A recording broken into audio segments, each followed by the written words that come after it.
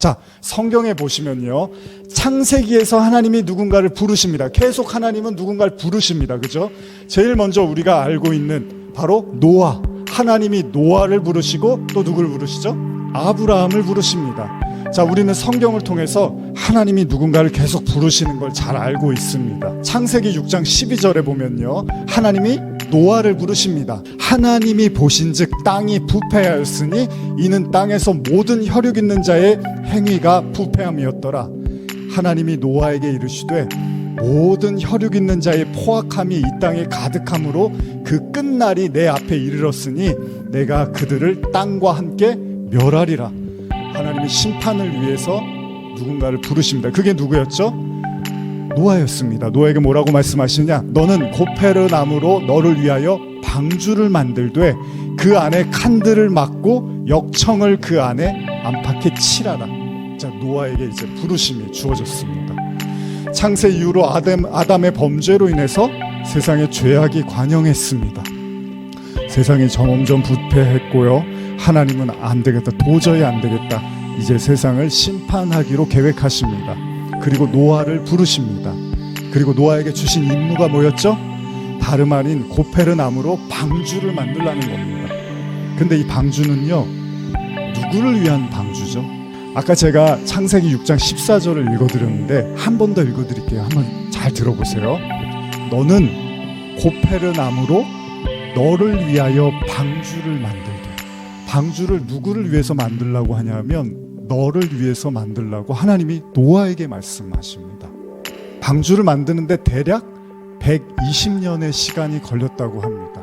그러면 노아는 그냥 인생을 120년의 시간을 그 방주 만드는 일에 모든 힘과 열정과 모든 에너지를 다 쏟았다는 얘기입니다. 그리고 그 식구들과 함께요.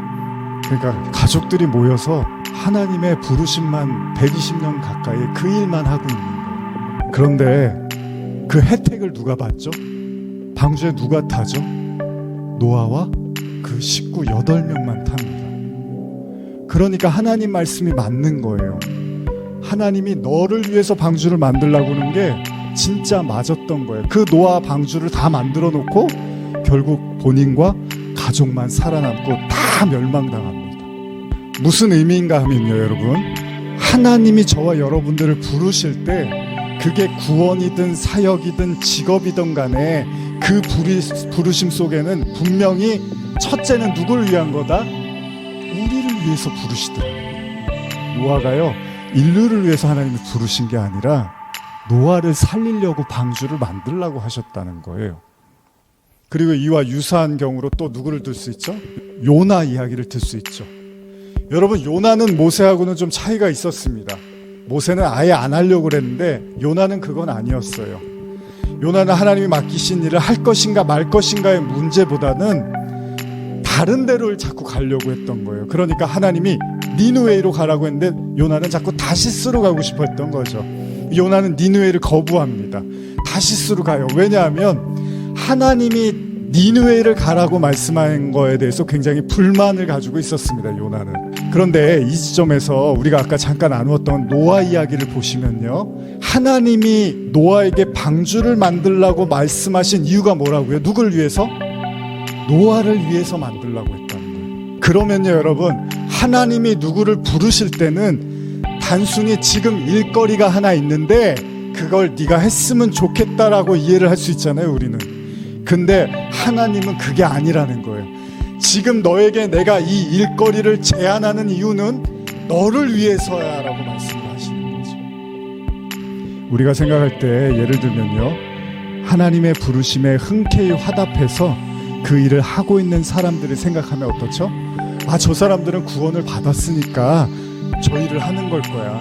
그렇잖아요. 여러분들의 목사님이나 뭐 선교사님이나 그런 신앙적으로 대단한 사람들 보면은, 아, 저 사람들이 이미 구원이 확실하고 믿음이 흔들림이 없으니까 하나님이 타인을 위해서 헌신할 수 있도록 그 일을 맡기신 거야 라고 생각할 수 있는데, 어떤 목사님이 그런 이야기 하더라고요. 참, 제가 하도 성경을 안 보니까 목사가 되라고 이렇게 부르셨나 봅니다. 왜냐하면 목사가 되면 성경을 봐야 되잖아요. 주일날 설교를 하려면 성경을 안 볼 수가 없잖아요. 여러분, 니느웨이로 갔던 요나, 니느웨이 땅을 왜 거부했죠? 니느웨 사람들이 너무 미웠습니다. 이스라엘 백성을 핍박하고 너무 잔인하게 괴롭혔던 니느웨 사람들을 요나는 꼴도 보기 싫었어요.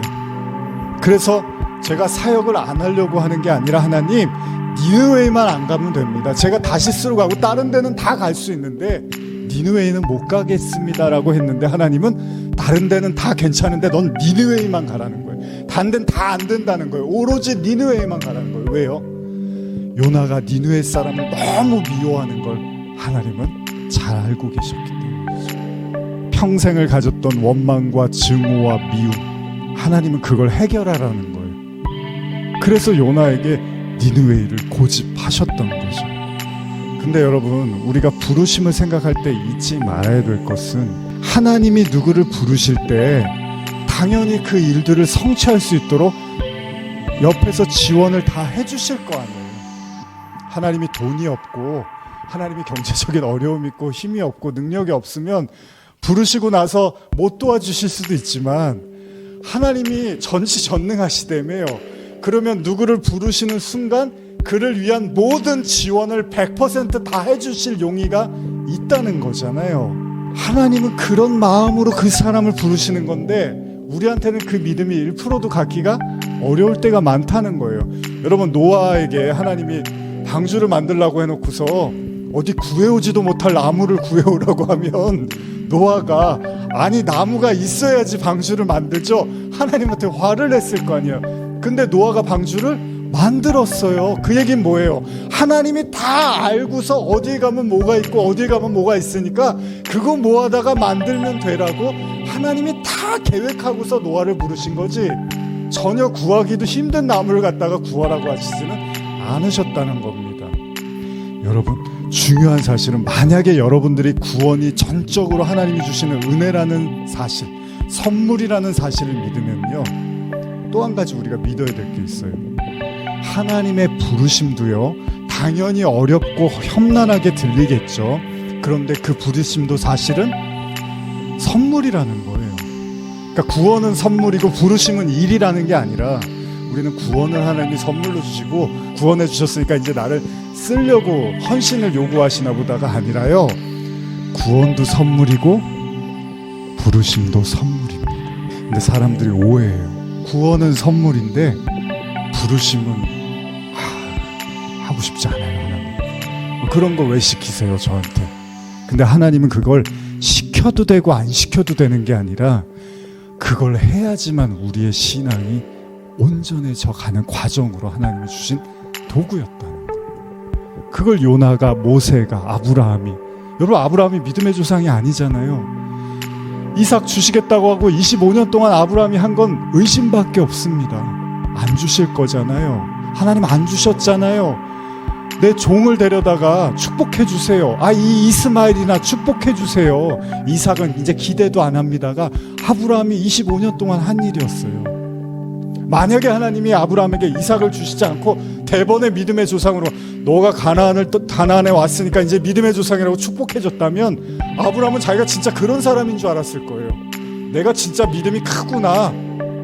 아니에요. 25년 동안 하나님이 기다리게 하시고 나서야 아브라함은 알았어요. 내가 믿음이 하나도 없구나. 그제서야 아브라함이 깨달아요. 그럼 하나님의 부르심은요, 해도 되고 안 해도 되는 게 아니라 저와 여러분들의 신앙을 그 속에서 테스트하시고 자라게 하시고 그리스도의 장성한 분량까지 이르가 하시기 위한 방편으로서 주시는 부르심은 너무나 귀하고 보석 같은 건데 사람들이 구원은 좋아하는데 부르심에는 관심이 없다는 거예요. 하나님이 누군가를 부르신다라는 거에 또 다른 중요한 한 가지 사실이 있는데요, 그건 로마서 1장 5절에서 6절입니다.